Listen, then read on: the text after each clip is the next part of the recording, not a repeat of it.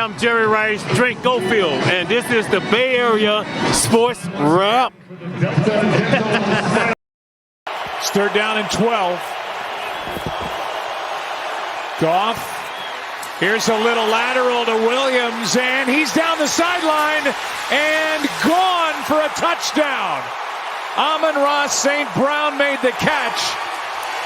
He's done this before this year, Amon-Ra St. Brown, and this time the lateral for the touchdown, and Ben Johnson loving every second. His second game back off IR. Here's Purdy. Protected, airs it out, looking for Pearsall's. Got him.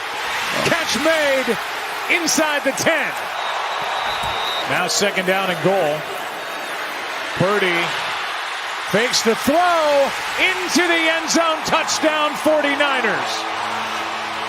Are inexcusable, quite honestly. Play action from Purdy. This is picked. That's Joseph again. His second of the night, his ninth of the year. Hey, welcome to Bay Area Sports Wrap.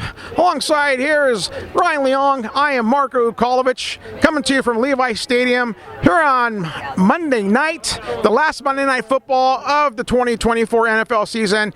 And the San Francisco 49ers fell tonight to the Detroit Lions, 40-34. It was an offensive shootout. It was a juggernaut of offense from really start to finish. The Niners got out to a great start. Brock Purdy threw a couple touchdowns, and he threw three. But in that first half, he was looking really sharp. And Detroit, again, Jared Goff, Amon-Ra St. Brown, Gerard Gibbs, these guys are just such a juggernaut as far as the offensive side of the football goes. I mean, they've been putting up points after points, and then really their last 5-6 games. They scored 42 in the loss to Buffalo on Sunday Night Football, but tonight they got the upper hand. They were trailing in that first half, but second half, Brock Purdy throws a couple of interceptions to go along with his 3 touchdowns, and Jake Moody missed a couple of field goals and an extra point, and all that just led to the downfall of the 49ers in that second half and allowed Detroit to pull away with this win, Ryan. You said it all, Marco. What am I supposed to say? No, I'm just kidding. Yeah, it was a rough game. I mean, the fans showed up, the Niners offense showed up, but the defense wasn't really there, and then the special teams. I mean, Jake Moody was, well, right, not in a good mood. Yeah. And so Bad Moody. Rough game for him. Marco was there in the locker room. Fortunately, I was over in the Detroit Lions side getting post game, also trying to get a guest for Sirius XM NFL Radio. And Moody had a rough go of it, right, Marco? Just tell me his what your thoughts are on the his emotions and what you saw in the locker room. So what I saw in the locker room was a very emotional Moody. Jake had tears kind of welling up in his eyes. He wasn't exactly shedding tears, but you could tell that this game really affected him. And I just think his confidence right now is pretty shot. And it's, he has not been the same since his injury. None of his teammates ever will admit that, and he won't either. But it's obviously has affected him. And tonight we saw that. He missed a 58-yarder. He missed a 50-yarder. Missed an extra point. And that was a rough one because that would have got the Niners to, I believe, within 6 at the time, and they didn't. And so, look, this is a team that's now 6-10. We already know they got eliminated from the playoffs, and next week is it for them. This was the final home game of the season for them, and they were not able to pull one out for the faithful. Now, and I got to admit, Ryan, though, there was a lot of blue in the stands tonight. Those faithful were given the tickets to the Lions so they could save it for next season. Yeah, I think so. I'll say this. I just think it was a rough year for the Niners all season long. I'll say it again. Super Bowl hangover. They're still struggling and trying to get over that hangover, and it's not going to happen until next season. But like every game we've seen so far this year, the Niners have had some flashes of brilliance. I mean, Brock Purdy throws for a career-high 377 yards. But he threw 2 bad interceptions amongst the 3 touchdown passes, and those were really bad picks. Kirby Joseph, both his picks resulted in touchdowns. So right there's 14 points. Obviously, the 2 missed field goals and the extra point, that's 7 points right there. That's the difference in this game, right? 6 points, if he makes those 7 points, the Niners might win the game, who knows? But the big problem is the Niners never are firing on all cylinders. Somebody's not quite there. You just aren't getting some production from certain guys. I'll check the stats here in a second, but again, a great breakout game for Ricky Pearsall. Another stellar game for George Kittle. I mean, he's been the guy all season. I mean, he's played like the George Kittle, the all-pro we all expect. But I'll tell you, though, this has been a tremendously disappointing year for the 49ers. I want to say, they've lost like 5 games in this fashion where they've lost by like 7 or fewer points. Yes.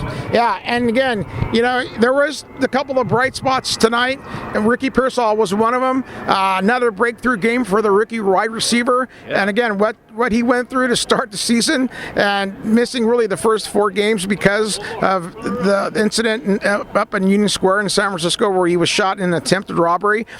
The fact that this kid has come back and persevered, that's what he should change his name to, from Pearsall to Perseversall, because that's what the guy did this entire season. And really, the future is bright for him and this 49ers offense when he's in it. And he showed that today in the deep ball that Purdy found him while he was wide open down the sideline for a 40-yard reception that led to the touchdown.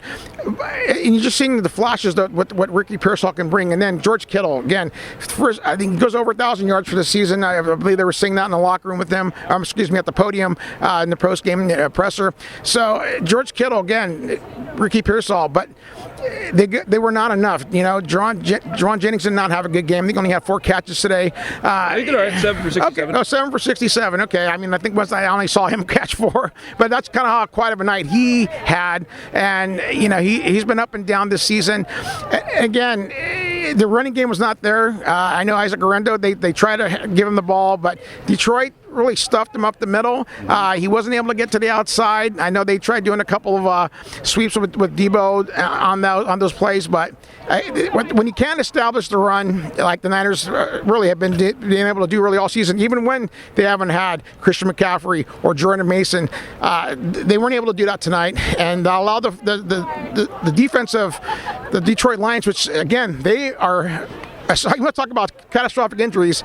They're all stud pro. Aiden Hutchinson's been out since early in the season, and he's gone for the year. They're possibly saying maybe if they make the Super Bowl, but that's still a long shot. So as beat up as this Detroit Lions defense is, they still got the job done tonight in the second half when they needed the most. I mentioned the 2 interceptions, and again, those set-up touchdowns, which really were backbreakers for the 49ers today. No, you're right, Marco. And the sense I got, the takeaway I got from the Detroit Lions locker room is they didn't really have revenge on their minds here at the Niners. Their big thing is they're trying to get the franchise wins that they've ever had, best record ever. Right. So right now, they're looking at next week. Both the Lions and the Vikings have 14 wins. That's going to be a showdown for the number 1 seed in the NFC. That's going to be a huge game for the Lions next week. And I'm happy for this franchise. Okay, let's be honest. I mean, the Lions have been the laughingstock of the NFL for 4 decades? I mean, actually, legend has it that Lane said the Lions wouldn't win for 50 years. And the curse was born. I mean, they really have had, just like the last 30 years have been like a futility for this team, and every year on Thanksgiving you watch them because they're the real turkey on the field. At least that's been the case until the last couple of years. So really happy for that franchise. But yeah, the Niners had no running game, as Marko mentioned. They only had 75 yards rushing compared to 152 by the Lions. Isaac Guerrero just couldn't get it going. I think he only had like 34 yards rushing today. So it's just a real struggle for the Niners on the ground. The ground game wasn't there. Debo Samuel, as much as we talk about him, he had another game where he was mediocre. No, he was worse than mediocre. He was terrible. He was bad. Debo had 3 carries for 16 yards and 1 catch for 5 yards. Yeah. That's not going to get it done. It's just not going to get it done in this Kyle Shanahan-led offense. And look, as we talked about Detroit, they're going for 15-2, and the number 1 seed in the NFC. It's going to be a great matchup against the Vikings next Sunday night. That's going to close out the 2024 NFL season. But with the 49ers now, this is it. They got 1 game left. They go to Arizona. They got to face Kyler Murray. Again, a team that's also out of the playoffs, but they're going to be playing for pride and playing on their home stadium. They're not going to want to lose to the 49ers. So they're going to give their best effort. And the Niners need to match that. I don't know how, if they can, but they need to match that. And they need to have some pride for themselves and not finish 6-11. Yeah. Because, again, all the expectations of this season, and again, I've mentioned it before. I hate to beat this like a dead horse, but they have had all the catastrophic injuries that set them back this season, and combine that with the Super Bowl hangover, Ryan. And this is why this team's at 6-10. But if they can somehow finish 7-10 and just have something to look forward to next season, this is it. They have to do it next Sunday. I couldn't agree more. Yeah, I mean, on that note, we're gonna, that's all the Niners have in front of them. They've got one game. I always talk about, coaches always say, go 1-0 for the week. Hey, the Niners have that in front of them, right? Try to win that final game and show some pride, because this Niners team has not looked very good. I mean, or they have looked good at times, but again, you got to put it all together, and they haven't been able to figure out how to do that.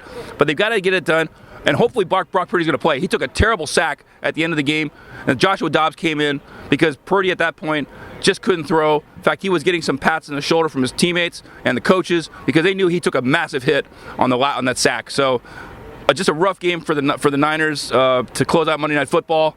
And hey, it was a great experience being here, but man, just a bad result for the Niners. Yeah, and hopefully Brock will be okay. And they said he's going to go in for an MRI tomorrow. At least that's what he said in his post-game presser. So we won't know the results till probably late in the afternoon. If there's any damage done, hopefully there isn't, because the Niners are really going to need him next Sunday. Not that, Joshua Dobbs can't get it done, but you really want to have Brock Purdy try to finish the season for you. Yeah. And then, of course, we'll have Bay Area Sports Wrap. We'll do another podcast on the Niners' final game next Sunday. Following that, when the playoffs start, we're going to hope to get on Cam Inman from the Bay Area News Group, talk about his new book, The Franchise, about the 49ers history, and we'll get Cam's insights on the playoffs as well. All right, that pretty much wraps it up here from Levi Stadium for one final time this season.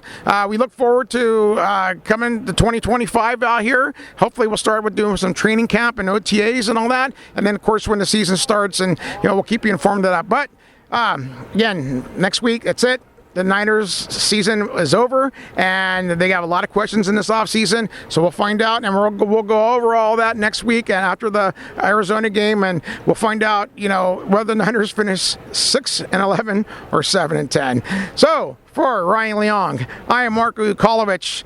Thank you please like and subscribe to our YouTube channel. We appreciate all your support, all your likes, and all your comments. Keep them coming. We love them. So from us to you, have a happy new year and have a safe 2025. And this is Bay Area Sports Wrap.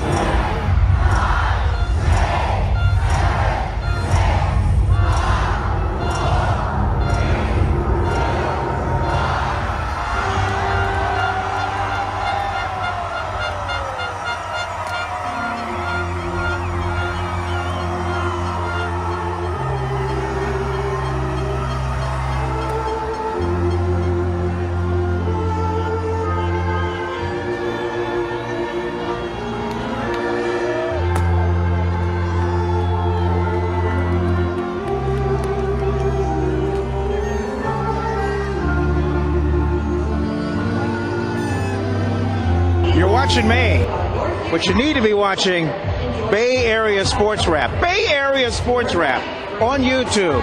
Like and subscribe, and there's a good chance you might get to heaven.